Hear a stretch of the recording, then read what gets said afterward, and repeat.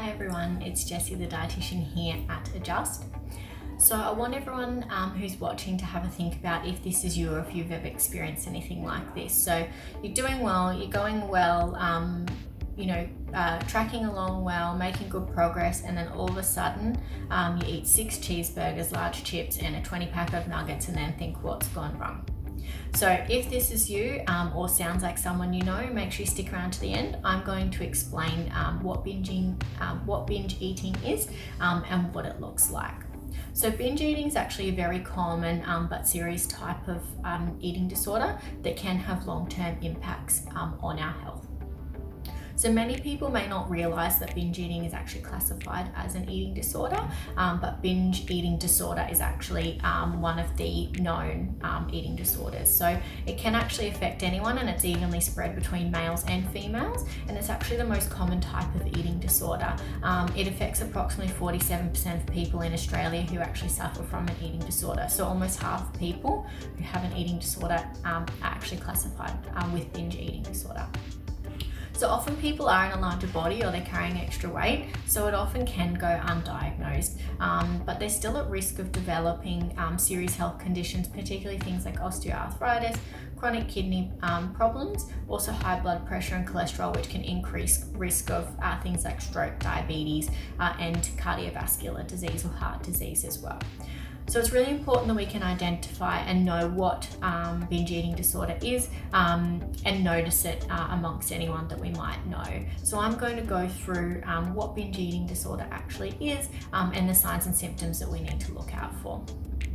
So binge eating disorder is typically characterized by regular episodes of eating excessive amounts of food, often not associated with hunger, and accompanied with a feeling of loss of control or losing control, or unable to sort of stop yourself even if you're not hungry. And then are followed by feelings of like guilt, disgust, and embarrassment as well. So there are no compensatory behaviors with binge eating disorder. So unlike bulimia, people will not tend to purge, but they will still often undergo sporadic fasts or repetitive diets to try and get rid of those negative feelings that they feel after a binging episode. So the signs to look out for. So commonly people with binge eating disorder will experience a lot of bloating or constipation or trouble with their bowels, and they may also start developing different food intolerances as well. There is an extreme body dissatisfaction, low self-esteem, and strong concerns around weight as well. So preoccupation, extreme preoccupation with eating, with weight, with body image, and with food as well.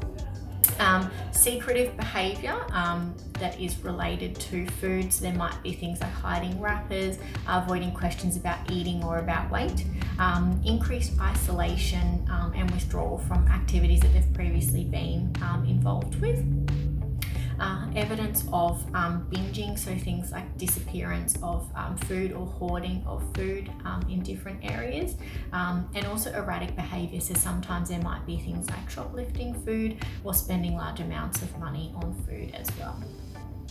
So often people will make the assumption that someone does not have an eating disorder due to their weight. So if they're carrying extra weight or in a larger body, people just assume that they don't have an eating disorder.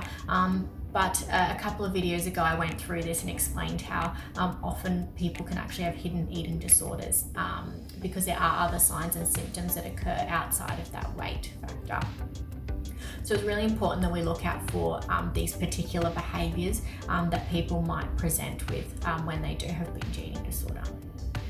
So again, with other eating disorders, it is really important that we can identify and be able to start treatment as quickly as possible. Again, the faster we can start treatment, the better that recovery is, and the better the long-term impacts, and long-term impacts are reduced as well. So if you do know anyone who you think might be displaying some of these signs of binge eating disorder, same with other eating disorders, make sure that you're very cautious of the way that you word it. Make sure you're using appropriate language, but really encourage them to open up about it and go and talk to someone, get some support and get some help to be able to improve those eating behaviours. Thanks everyone for watching. Hopefully you've learned a bit more about binge eating disorder and able to recognise if anyone around you might be experiencing these types of signs or symptoms. If you have any questions, make sure you do send us a message and I'll get back to you personally. And if you do know of anyone who might benefit from watching this video, make sure you share it along with them. Thanks everyone for watching. I will see you soon.